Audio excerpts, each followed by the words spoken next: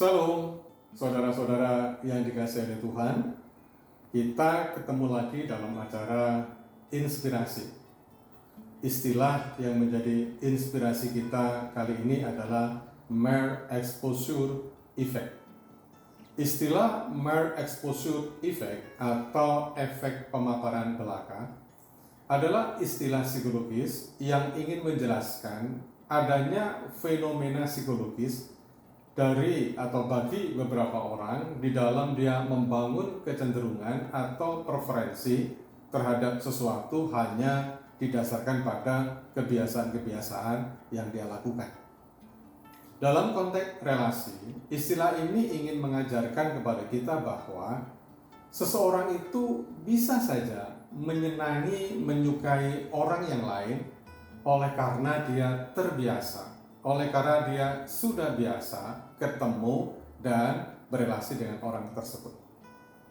Tentunya dalam filosofi bahasa Jawa, fenomena seperti ini disebut sebagai witing tresno, jalaran soko kulino. Nah saudara, berbicara tentang kebiasaan, ada dua ayat firman Tuhan yang bisa kita renungkan terkait dengan kebiasaan-kebiasaan yang harus kita lakukan. Yang pertama, saya akan bacakan di dalam Ibrani 10 ayat yang ke-25 yang mengatakan demikian. Janganlah kita menjauhkan diri dari pertemuan ibadah kita seperti dibiasakan oleh beberapa orang. Teks ini jelas memberikan gambaran kepada kita bahwa Tuhan melarang kita untuk membangun kebiasaan-kebiasaan untuk tidak hadir di dalam pertemuan-pertemuan ibadah.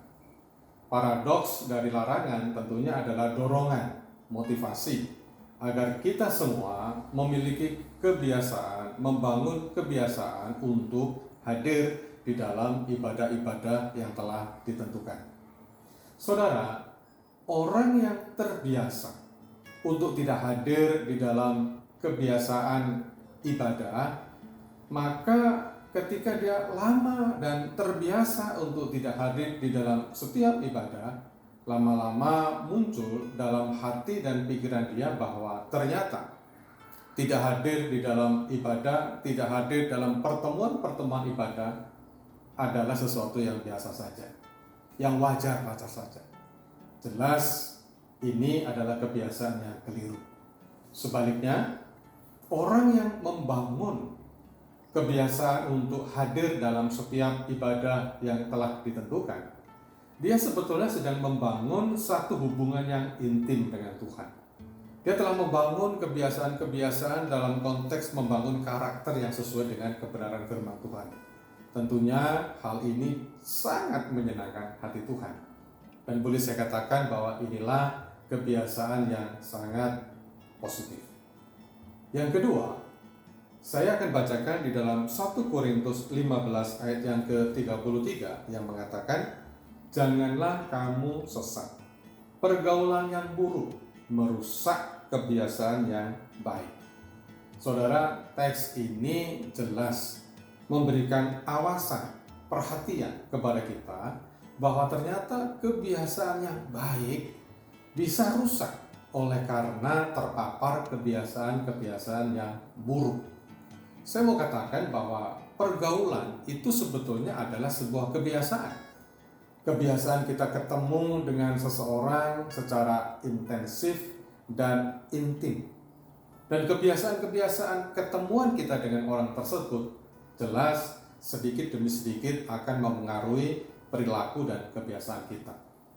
Pada intinya teks ini ingin bicara bahwa kebiasaan yang baik bisa saja menjadi rusak oleh karena terpapar dengan pergaulan-pergaulan yang buruk. Pada akhirnya dapat kita simpulkan, saudara yang terkasih, yang pertama, bangunlah kebiasaan-kebiasaan yang baik. Bangunlah kebiasaan-kebiasaan yang positif, di mana kebiasaan-kebiasaan itu adalah sebuah perilaku, habit yang menyenangkan hati Tuhan. Engkau akan memiliki karakter dan habit yang baik ketika kita membangun kebiasaan yang baik. Yang kedua, awasilah diri kita agar kita tidak terpapar oleh kebiasaan-kebiasaan yang buruk yang berdampak dari rusaknya kebiasaan-kebiasaan yang baik yang ada di dalam diri kita. Pada akhirnya yang ingin saya dapat katakan adalah jadilah pribadi yang berkualitas dengan membangun kebiasaan-kebiasaan, sikap-sikap yang baik dalam kehidupan kita. Sehingga dengan kebiasaan-kebiasaan yang baik terbangunlah kepribadian dalam kehidupan kita menjadi kepribadian yang berkualitas. Tuhan memberkati.